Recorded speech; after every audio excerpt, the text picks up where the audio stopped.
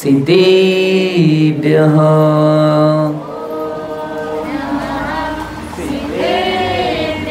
ॐ नमः सिद्धेभ्यः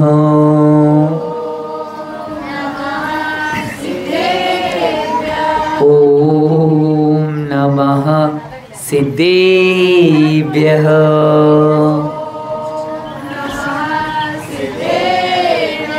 नमः श्रीवर्धमानाय निर्धूतकलिलात्मने सालोकानां त्रिलोकानां यद्विद्यादर्पणायते यद्विद्यादर्पणायते यद्विद्यादर्पणायते। जय बोलो 24 भगवान की। देवादेव मूल नायक 1008 अष्टम तीर्थंकर श्री चंद्रप्रभ भगवान की। सिद्धांत शास्त्र की आचार्य भगवान श्री समदभद्र स्वामी की। 20वीं सदी के प्रथम आचार्य चर्चकति समाधि सम्राट गुरुनाम गुरु आचार्य शांति सागर जी महाराज की। संत शिरोमणि आचार्य गुरु श्री विद्यासागर जी महाराज की। प्रातस्मन्य शांतमूर्ति वासरत्नाकर आचार्य गुरुदेसी सन्मत सागर जी महाराज की। मम दीक्षा गुरु युवा समर्थ कांतिरत्न आचार्य गुरु श्री चंद्र सागर जी महाराज की। परम पूज्य आचार्य गुरु श्री समय सागर जी महाराज की। अहिंसामय विश्व धर्म की।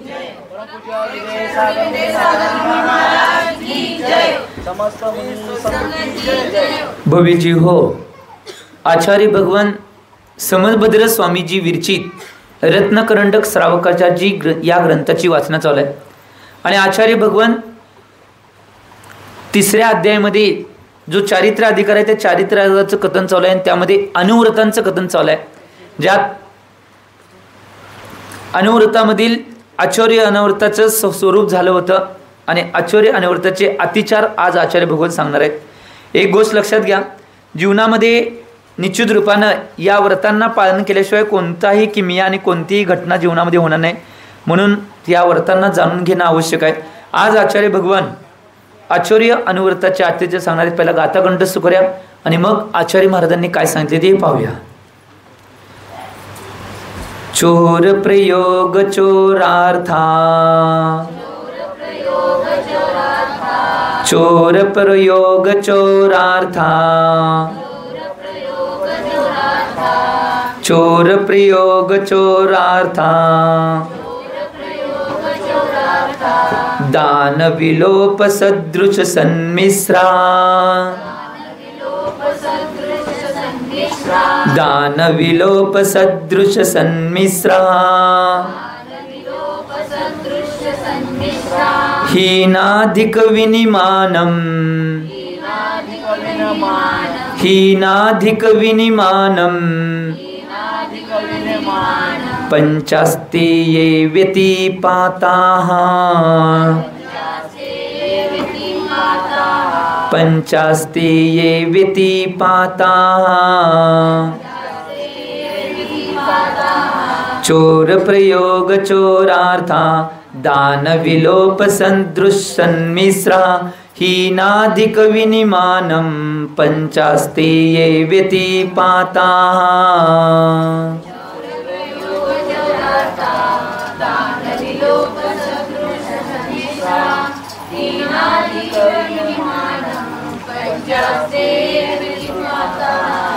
आचार्य भगवान समदभद्र स्वामीजी या अतिचाराच्या माध्यमातून की कशा पद्धतीने आचार्य अनुव्रत पाळायचं याचं कथन करल्यात की चोर प्रयोग चोरार्था दान विलोप सदृश सन्मिश्रा हीनाधिक विनिमानम पंचास्ते व्यतिपाताः।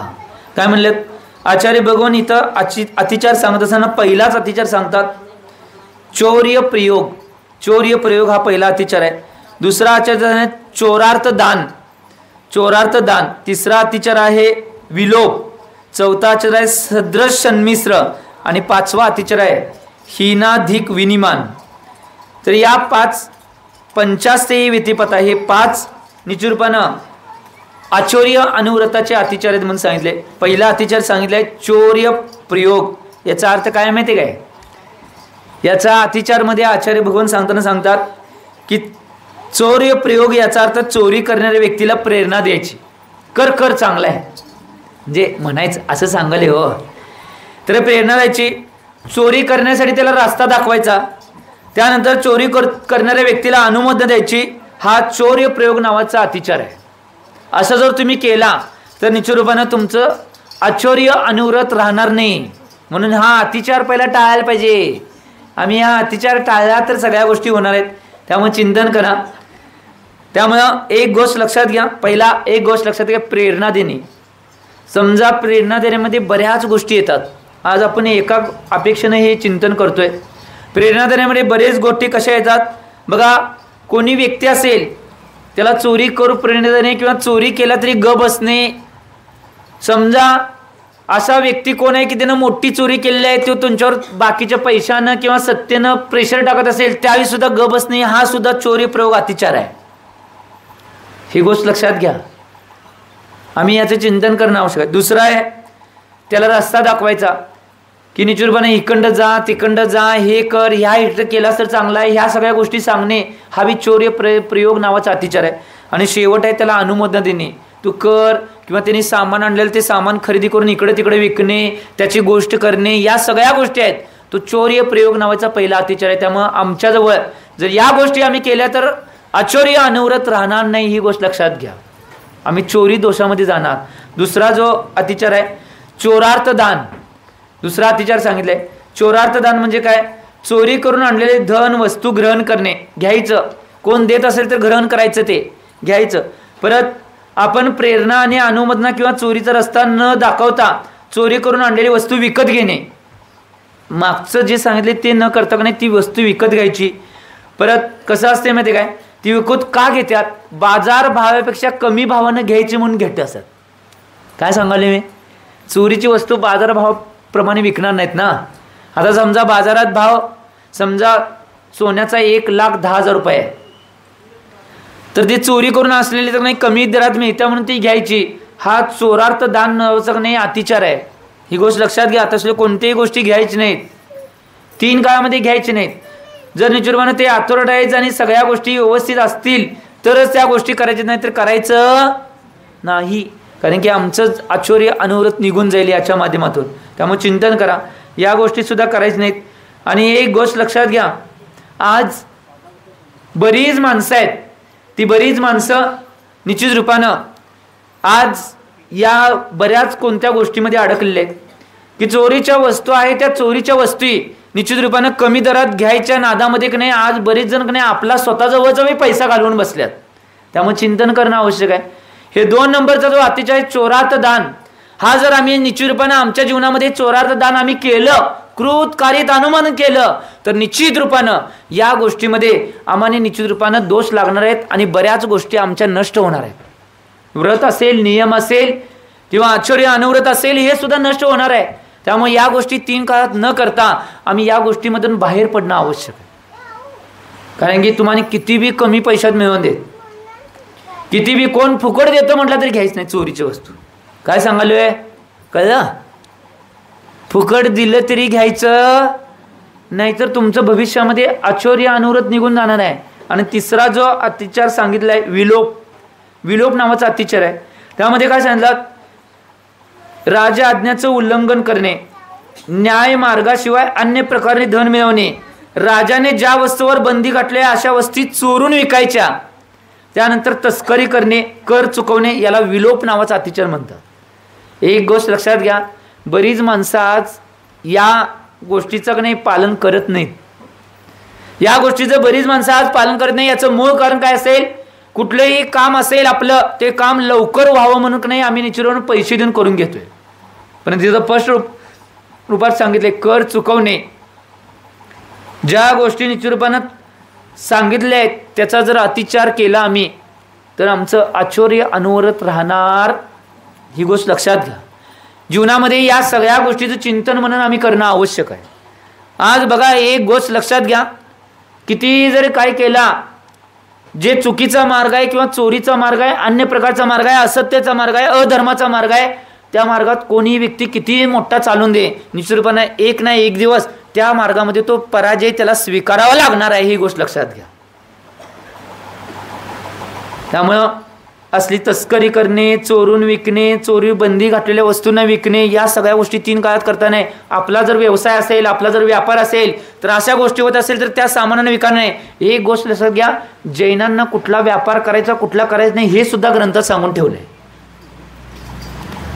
जैनांना व्यापार करताना आचार्य भगवंतांनी सांगितले आहे. आता चोरीच्या विषयाला यात सांगवले की एक गोष्ट लक्षात घ्या, जे हिंसेचे प्रोडक्ट असतील ते कुठलेही प्रोडक्ट जैनांनी व्यापारामध्ये विकायचे नाहीत. सोन्या चांदीचा, हिऱ्या दागिन्यांचा, कपड्याचा हे व्यापार सगळ्यात सोयीस्कर सांगितलं. किराणा माल करायचा आहे, परंतु किराणा मालात सुद्धा जे हिंसक पदार्थ असतील ते 3 काळामध्ये कधी विकायचे नाही.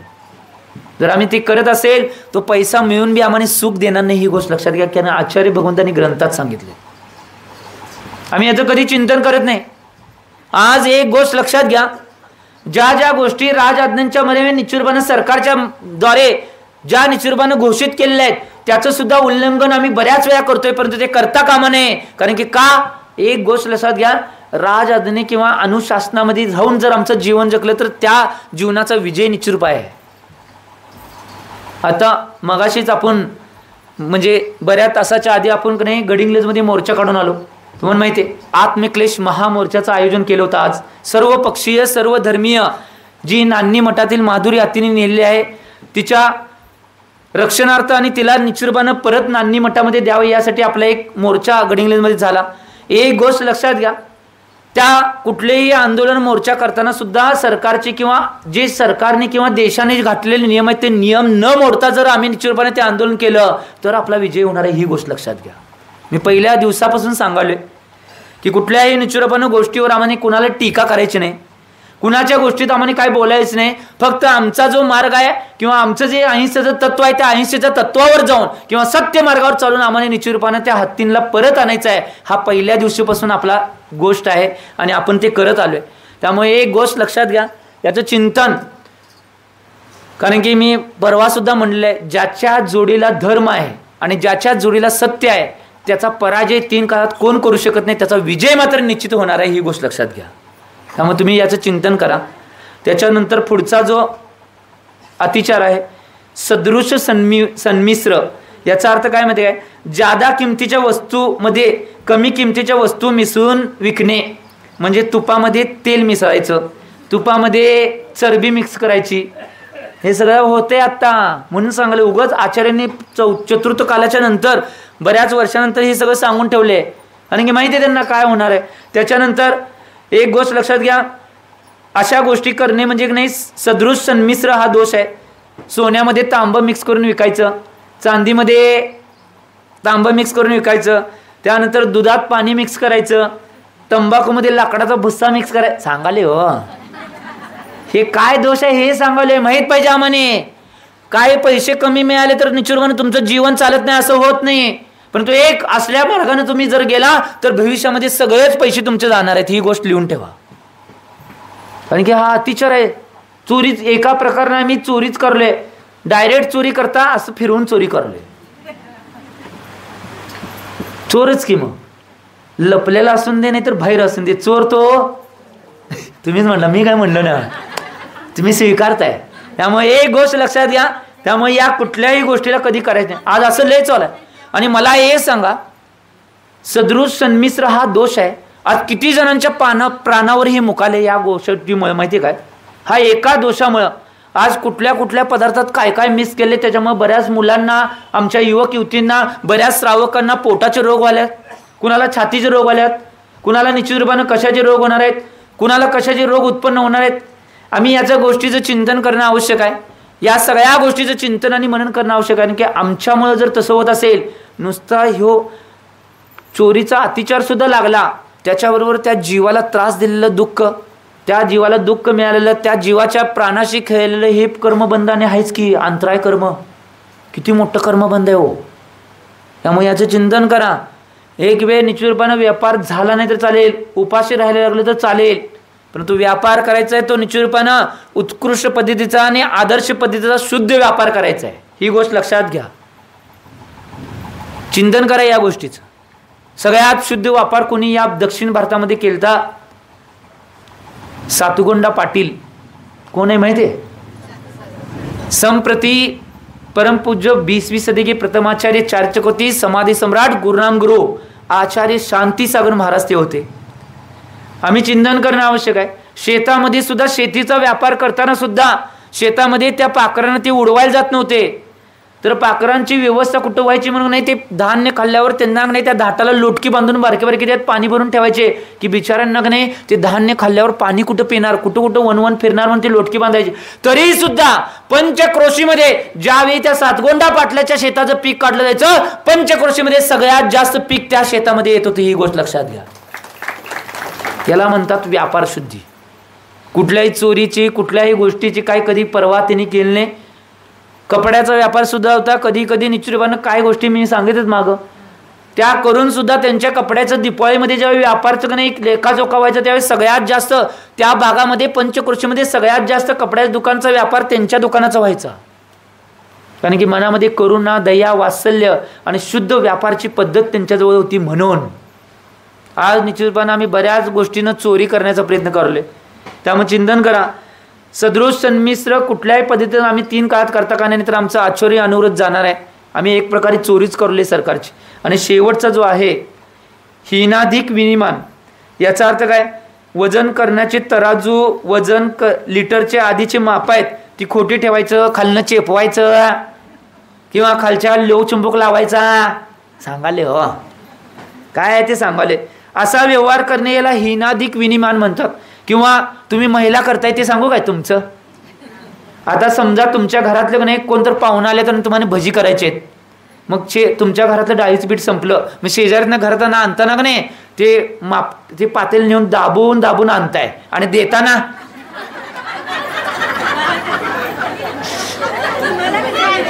सगळे आयडिया असतात आमच्याकडे. मी पहिला सांगितलं मी संसार केला नाही तरी सुद्धा संसार बघून बघून माझे लाखो संसार झाला. आम्हाला सगळं माहिती आहे. एक गोष्ट लक्षात घ्या, आपलं तेवढं आणताना दाबून दाबून आणताय आणि दुसऱ्याला देताना बुरबुरून बुरबुरून. होय चिंतन करा. यालाच हीनाधिक विनिमान म्हणतात. हो ह्यो अतिचार आहे चोरीचा. कळलं? त्यामुळे आम्ही या गोष्टीचं चिंतन करणं आवश्यक आहे. एक गोष्ट लक्षात घ्या, आम्ही ज्या मापामध्ये आणले जसं आणले तसं देणं आवश्यक आहे. हो यालाच हीनाधिक विनिमान म्हणतात. जी वस्तू आणल्या तीच वस्तू त्याच किमतीची तेवढ्याच पावरीची ती वस्तू देणं आवश्यक आहे, तेवढ्याच मापामध्ये. ही गोष्ट लक्षात घ्या. अशी करतात बरीच जण. म्हणून मी सांगितलं या गोष्टी उगाच बोलतोय असं नाही. कारण की सगळीच मी म्हटलं नाही सगळीच करतात. कोण कोण करतात त्यांचं सांगले ते करू नये म्हणून. मी कुठं आरोप केलाय का तुम्ही करताय म्हणून. कोण करतंय असं कोण करत असेल त्यांनी या गोष्टी करू नये. कारण की हा जो आचौर्य अनुवर्ताचा 5वा अतिचार आहे तो आम्हाला लागतोय म्हणून सांगायला. त्यामुळे या कोणत्या गोष्टी न करता आम्ही जशा प्रमाणात जे काय आणलंय जे काय केलंय त्या प्रमाणात निश्चितपणे या गोष्टी करणं आवश्यक आहे. त्यामुळे चिंतन करा. आम्हाला जर या गोष्टीतून वाचायचं असेल तर या सगळ्या गोष्टीतून आम्हाला बाहेर पडावं लागेल. आणि एक गोष्ट लक्षात घ्या, किती काय झालं, किती कुठल्या गोष्टी झाल्या तर या गोष्टीपासून चोरीपासून आम्ही बाजूला राहणं आवश्यक आहे. कारण की एक गोष्ट लक्षात घ्या, कितीही काय केला कोण कितीही वाचतो म्हणला तर का नाही या कोर्टातनं इथल्या माणसांच्या तावडीतनं इथल्या सगळ्या व्यवस्थेच्या तावडीतून तुम्ही वाचशीला, परंतु कर्माच्या तावडीतनं कोणीही वाचलं नाही. ही गोष्ट लक्षात घ्या. आज तुम्हाला वाटलं मी चांगलं केलो, मी सगळे या गोष्टी केलो, परंतु माझ्यासाठी चांगलं झालं, मी दाबून ठेवलो, माझं सगळं पचलं नाही. लिहून ठेवा. तुम्ही इथनं या कोर्टातनं या माणसांच्या ह्याच्यातनं या व्यवस्थेतून तुम्ही वाचेला, परंतु कर्माच्या व्यवस्थेतून कोण वाचणार नाही. ही गोष्ट लक्षात घ्या. आणि पहिला भिणं आम्ही कशाला आवश्यक आहे? आम्ही कर्माला भिणं आवश्यक आहे. ही गोष्ट लक्षात घ्या. आम्ही पापाला भिणं आवश्यक आहे. ज्या गोष्टीच्या माध्यमातून आमचं पाप होणार आहे त्या गोष्टीच्या माध्यमातून आमचं 3 काळामध्ये चांगलं होणार नाही, 3 काळामध्ये आम्हाला सुख मिळणार नाही, 3 काळामध्ये आम्हाला शांती मिळणार नाही. ही गोष्ट लक्षात घ्या. त्यामुळे जेवढ्या प्रमाणात चांगल्या गोष्टी करता येतील तेवढ्या करण्याचा प्रयत्न करा. आता पुढच्या गाथेमध्ये आचार्य भगवान पुढच्या गाथेमध्ये ब्रह्मचर्य अनुव्रत म्हणजे निश्चित रूपानं या ब्रह्मचर्य अनुव्रतालाच आचार्य भगवान एका विशिष्ट रूपामध्ये सांगणार आहेत. त्याचं पहिला कथन करूया, पहिला गाथा कंठस्थ करूया आणि मग आचार्य महाराजांनी काय सांगितले ते पाहूया. न तु परदारान गच्छती न तु परदारान् गच्छति न तु परदारान् गच्छति न परान् गमयति च पापभीतेर्यत्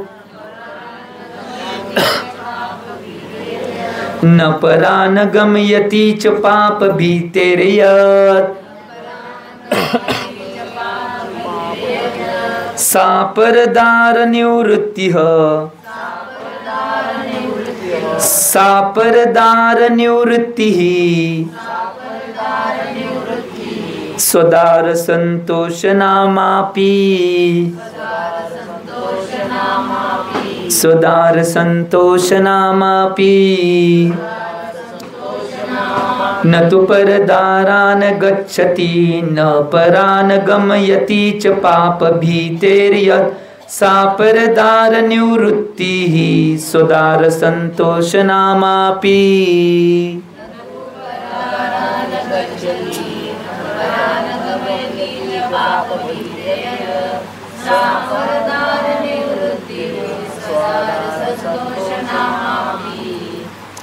आचार्य भगवान इथं ब्रह्मचर्य अनुव्रत यालाच एकमेव आचार्य भारतातले की ब्रह्मचर्य अनुव्रतालाच दुसऱ्या अवस्थेनं समजावून सांगून त्याला बी ब्रह्मचर्याच्या कोटीमध्ये घेणारे एकमेव आचार्य भगवान समदभद्र स्वामीजी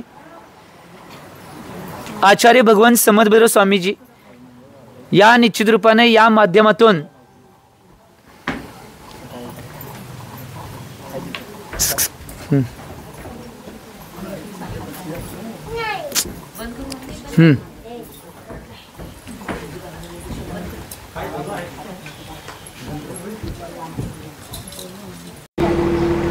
त्यामुळं एक गोष्ट लक्षात घ्या,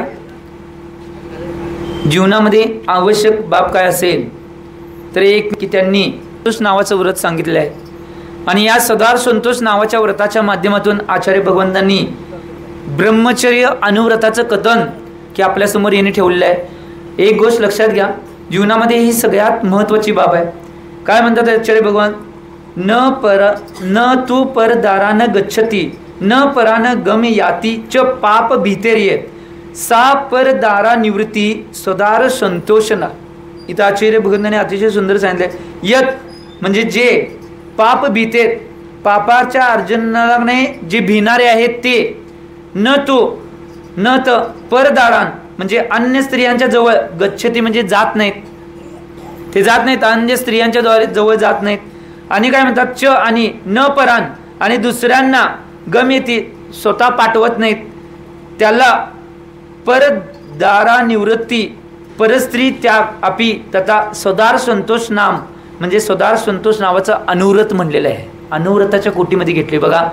याचा अर्थ काय माहिती काय, साधारण भाषेमध्ये याचा अर्थ काय असेल तर एक गोष्ट लक्षात घ्या, सदार संतोष म्हणजे काय, त्या नावामध्ये सगळं आहे।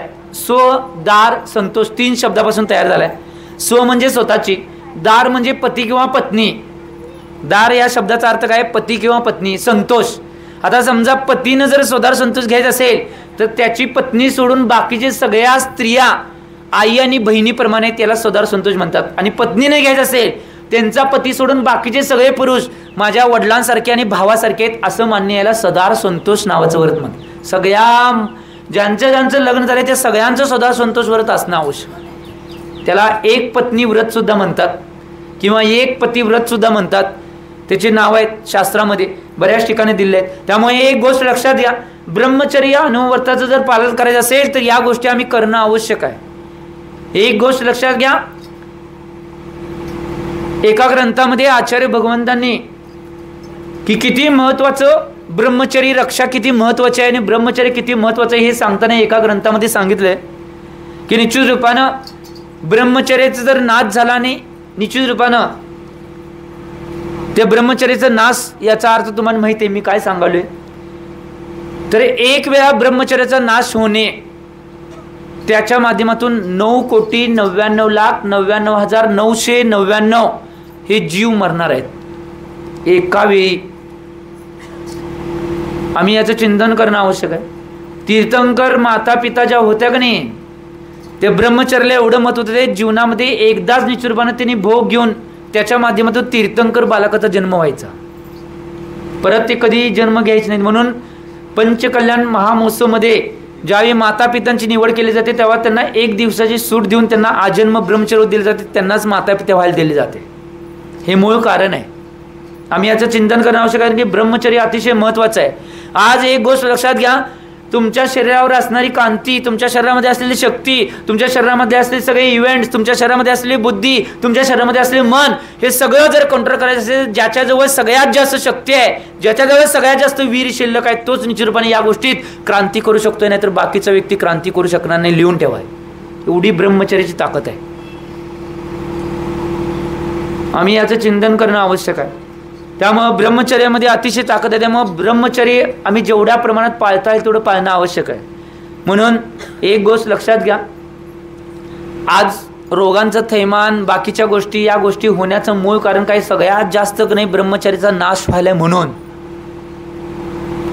ज्यांच्याजवळ निश्चितपणे ब्रह्मचर्याचं पालन आहे, त्यांची तब्येत, त्यांची सगळ्या गोष्टी, त्यांच्या सगळ्या गोष्टी जरा बघा किती फरक पडतोय. आम्ही याचं चिंतन करणं आवश्यक. आमचे गुरु महाराज होते आचार्य सन्मत सागर महाराज, कायम चर्चा संघामध्ये चालायची. संघामध्ये ज्यावेळी सगळे स्वाध्यायाला महाराज बसायचे त्यावेळी कोण नसायचं, स्वाध्यायाला सगळे महाराज असायचे. त्यावेळी त्या महाराजांच्यात नाही म्हणजे एक निश्चित रूपानं चर्चात्मक नाही, एक निश्चित रूपानं वाद व्हायचा. चर्चात्मक वाद म्हणाले. काय वाद व्हायचा की ब्रह्मचरी, बाल ब्रह्मचरी श्रेष्ठ का ब्रह्मचरी नाही, नुसार लग्न करून संसार करून जे महाराज झाले ते श्रेष्ठ. मग सारखी वाद व्हायचा, सारखं नाही निश्चित रूपानं चर्चा व्हायच्या. ह्याच्या वाद म्हणजे चर्चात्मक वाद, चर्चा व्हायच्या. आणि या चर्चाच्या माध्यमातून नाही मग त्यांनी सांगताना नाही, मग समजावून सांगताना बरेच महाराज म्हणायचे की सगळ्यात जास्त तीर्थंकर जे आहेत ते लग्न करून तीर्थंकर झालेत म्हणून आम्ही श्रेष्ठ आहे. मग आम्ही सांगणार की निश्चित रूपानं तुम्ही जरी तसं म्हणत असला, आम्ही म्हणणार की जे बाल तीर्थंकर आहे त्यांच्या शासन काळात आहे त्यामुळे आम्ही श्रेष्ठ आहे. महावीर भगवंतांचा शासन काळ चालू आहे पुढले तीर्थंकर होऊसपर्यंत, त्यामुळे असे म्हणायचे. परंतु चर्चा झाल्यानंतर ज्यावेळी सिरियसनेस यायचा त्यावेळी आचार्य भगवंत सन्मत सागर महाराज स्वतः म्हणायचे की खरोखर निश्चितपणे कोण श्रेष्ठ असेल ती बाल ब्रह्मचारी श्रेष्ठ आहेत का. माझी बी इच्छा आहे कवा मी निश्चितपणे आता माझी साधना करलोय, साधनेमध्ये नाही भविष्यामध्ये एकदा ना एकदा बाल ब्रह्मचारी होऊन माझी दीक्षा घ्यायची भाव आहेत. हे आचार्य सन्मत सागरांचे उद्गार कायम असायचे. चिंतन करणं आवश्यक आहे, कारण की महत्वाची गोष्ट आहे. या गोष्टी महत्वाच्या आहेत की निश्चितपणे सगळ्या गोष्टी एनर्जेटिक असताना, निश्चितपणे सगळ्या गोष्टींची उपलब्धता असताना निश्चितपणे सगळ्याचा त्याग करून या क्षेत्रात पडणे एनर्जेटिक. आम्ही सुद्धा का म्हणणार माहिती काय, आम्ही मग ते सांत्वना परत त्यांना नाही समजावून आचार्य भगवंतांना सांगणार कसं की निश्चितपणे त्यांना काय वाटू नये म्हणून. आम्ही काय म्हणणार माहिती काय, महाराज आमच्या बाल ब्रह्मचर्यापेक्षा तुमची लग्न झालेली तुम्ही महाराज जे झालंय ते लय श्रेष्ठ आहे. मग ते म्हणणार मग तू का, आम्ही काय आम्हाला नुसतं एक आमच्या आई वडील बहीण भाऊ एवढंच सोडायचं आहे. तुम्हाला बघा तुमच्या बायकोचा परिवार, तुमचा परिवार, तुमचे बहीण भाऊ, त्यांचे नातेवाईक, तुमचे नातेवाईक सगळ्यांना सोडायचं आहे. त्यामुळे एवढ्यानं सगळ्यांना सोडून आलाय म्हणजे तुमचा पुरुषार्थ लय आहे असं आम्ही सांगणार. मग आचार्य म्हणणार हे नुसतं समजावून सांगायला. हे एक गोष्ट लक्षात घ्या, मी हे उदाहरण सांगण्यामागं माझं मूळ मतिदार्थ काय माहिती काय, ब्रह्मचर्य किती महत्वाचं आहे आणि ब्रह्मचर्याला पालन करणे, काटेकोर पालन करणे किती महत्वाचं आहे हे सांगावले. आज एक गोष्ट लक्षात घ्या, जेवढ्या प्रमाणात तुम्ही ब्रह्मचर्य पाळता, आचार्य भगवंतांनी पूजपाद स्वामीजींनी सर्वार्थ सिद्धीजी या ग्रंथामध्ये, तत्वार्थ सुद्धाची संस्कृती काय सर्वार्थ सिद्धीजी या ग्रंथामध्ये आचार्य भगवंतांनी सांगितलंय की एक गोष्ट लक्षात घ्या, ज्ञानावरणी कर्माचा श्रेय उपशम शयशम ज्यावेळी असतोय त्यावेळी जर निश्चितपणे वीर्याची शक्ती कमी पडली तर ते ज्ञान नाही काम करत नाही. म्हणजेच ते ज्ञान काम करत नाही याचा अर्थ काय माहिती आहे तुम्हाला, ज्ञानावरणीचा श्रेय उपशम शयशम तुमचा चांगला असला आणि जर वीर शक्ती जर पुरेसू नसतील तर त्या व्यक्तीच्या डोक्यावर परिणाम होतोय. याचा अर्थ तो आहे. म्हणजे आज अचानक नाही सगळं ज्ञान असणारी किंवा हुशार असणारी मुले सुद्धा खुली होतात. याचं मूळ कारण काय माहिती आहे, वीर शक्ती कमी पडल्या. त्या ज्ञानाला झेलायला किंवा त्या ज्ञानाला निश्चितपणे प्रकट करण्यासाठी जी शक्ती पाहिजे ती शक्ती आवश्यक त्यांच्याजवळ नाही म्हणून ती घटना घडते. हे आचार्य भगवंतांनी ग्रंथात सांगितलं. मी सुद्धा अशा बऱ्याच गोष्टी बघितल्यात. कारण की ही गोष्ट म्हणून आमच्याकडे ब्रह्मचर्याला आम्ही राखून ठेवणं आवश्यक आहे. आमच्या शक्तीला जेवढं आम्ही साठवून ठेवलं तेवढं चांगलं आहे. एक गोष्ट लक्षात घ्या, एका ठिकाणी आचार्य भगवंताने ग्रंथातच स्पष्ट रूपात म्हणलंय की ब्रह्मचर्य का नाश मतलब जीवन का नाश है और ब्रह्मचर्य का ब्रह्मचर्य का नाश न होना मतलब जीवन की उन्नती है, हे आचार्य भगवंतांनी म्हणले. आम्ही चिंतन करणं आवश्यक. का सांगितले?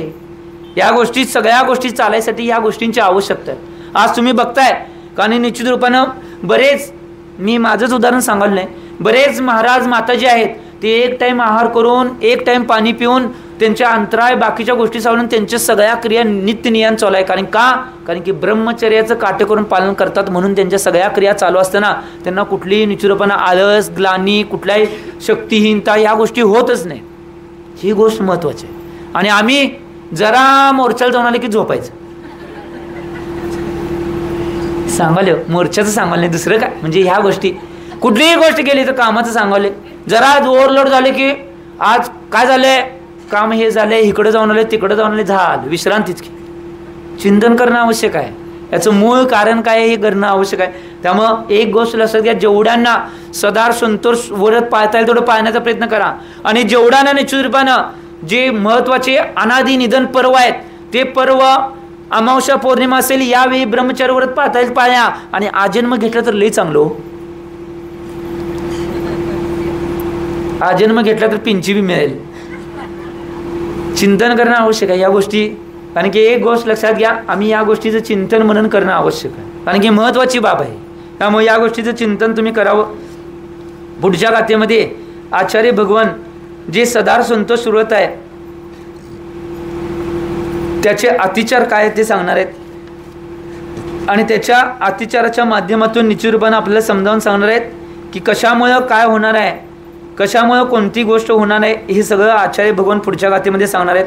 पहिला गाथा कंठस्थ करूया आणि त्याचे अतिचार कोणते आहेत, कशामुळे आमचं ब्रह्मचर्य नाश होत आहे, कोणत्या क्रिया केल्यानंतर ब्रह्मचर्याचा नाश होत आहे हे सांगायला महत्वाची गाथा आहे. भावपूर्वक ऐका आणि भाव घेण्याचा प्रयत्न करा. आचार्य भगवान काय म्हणतात बघा. अन्य विवाह करना, अन्य विवाह करना, नंग क्रीडा विटत्व विपुल शत्रुष,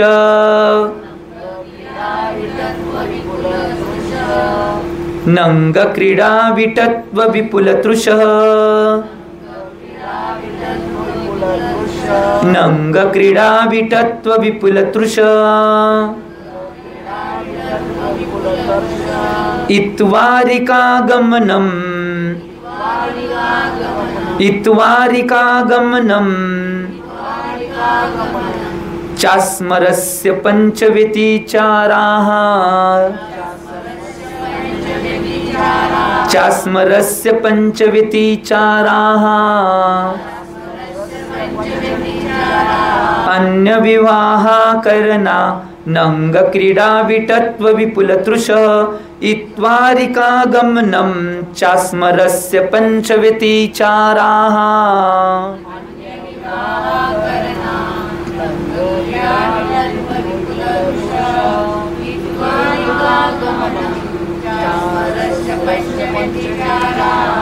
आचार्य भगवान परदार निवृत्ती या व्रताचा अतिचार म्हणजे ब्रह्मचर्य अनुव्रताचा अतिचार आपल्या समोर सांगत आहेत. काय सांगतात बघा. एक गोष्ट लक्षात घ्या. पहिला जो अतिचार आहे अन्य विवाहकरण, हा पहिला अतिचार आहे. दुसरा अतिचार आहे निश्चित रूपानं, दुसरा अतिचार आहे तो अनंग क्रीडा. अनंग क्रीडा नावाचा दुसरा अतिचार आहे. अनंग क्रीडा. त्यानंतर निश्चित रूपानं अनंग क्रीडा झाल्यानंतर तिसरा नावाचा जो अतिचार आहे तो विटत्व नावाचा अतिचार आहे. चौथा अतिचार आहे तो निश्चित रूपानं विपुल तृषा.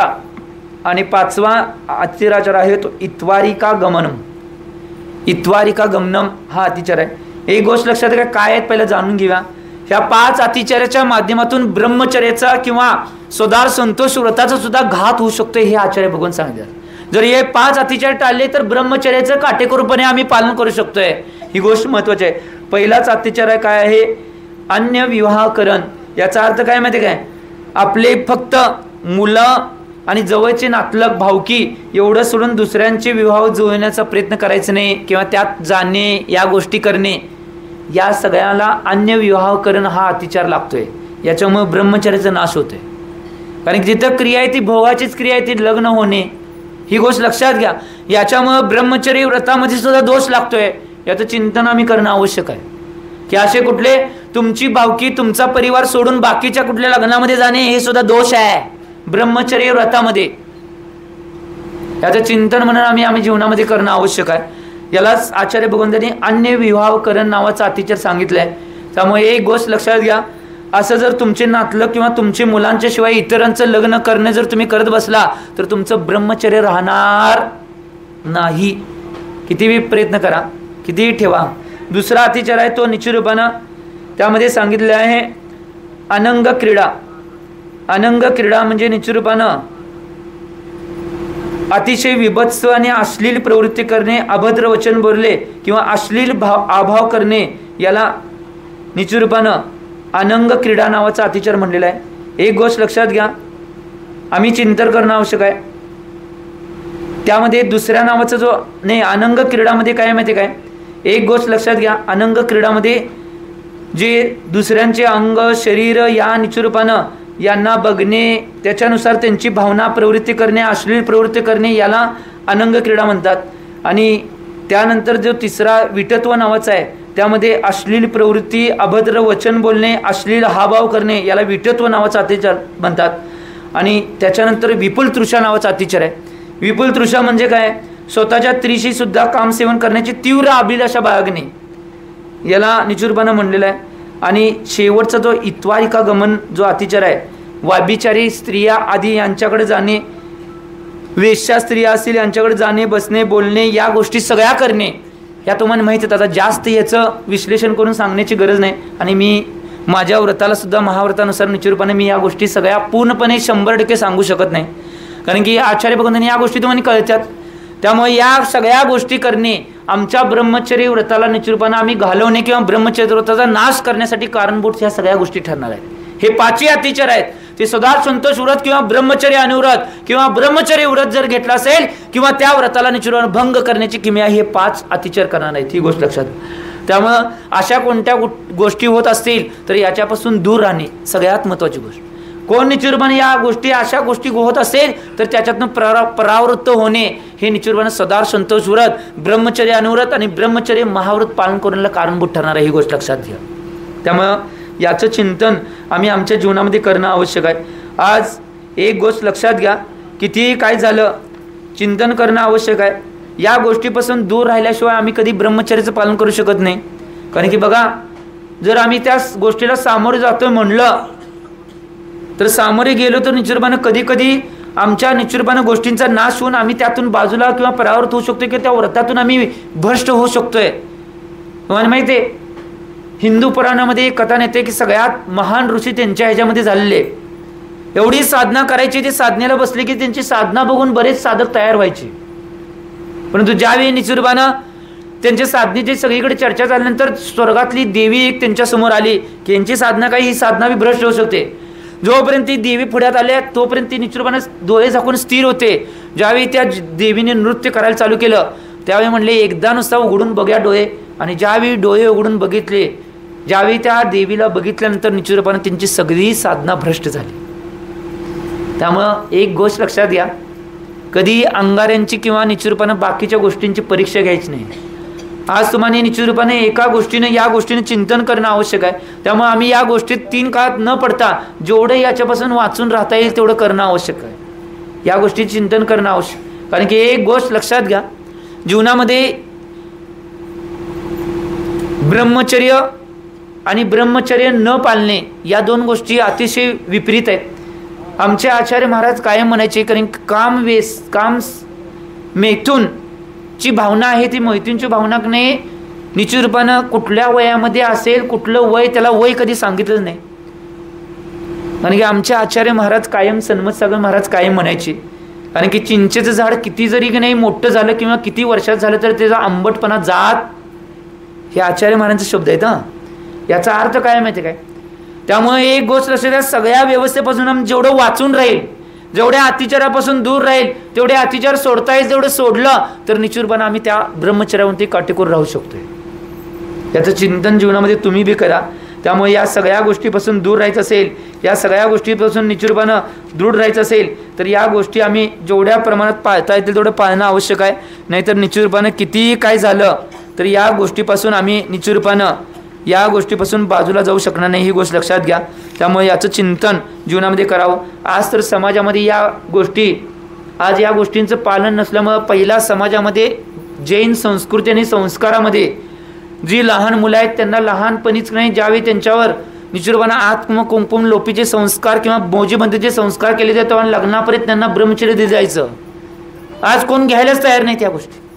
आज या गोष्टी कोण त्यांना स्वीकारायला किंवा द्यायला तयार नाही. देणं आवश्यक आहे. मी आज जो व्याभिचार, जो दुसऱ्या गोष्टीच्या विपरीत गोष्टी वाढलेल्या आहेत याचं मूळ काय आहे? आमच्या संस्कृती आणि संस्कारांना आम्ही जपन झालो आहे किंवा धर्माची जी प्रवृत्ती आहेत किंवा धर्माचे जे नियम आहेत त्या नियमांना पालन झालो आहे, म्हणून आम्ही ह्या सगळ्या गोष्टीला सामोरं चाललो आहे. किती काय काय घटना समोर येतात. आज तर एवढी बिकट परिस्थिती या क्षेत्रामध्ये झाली आहे.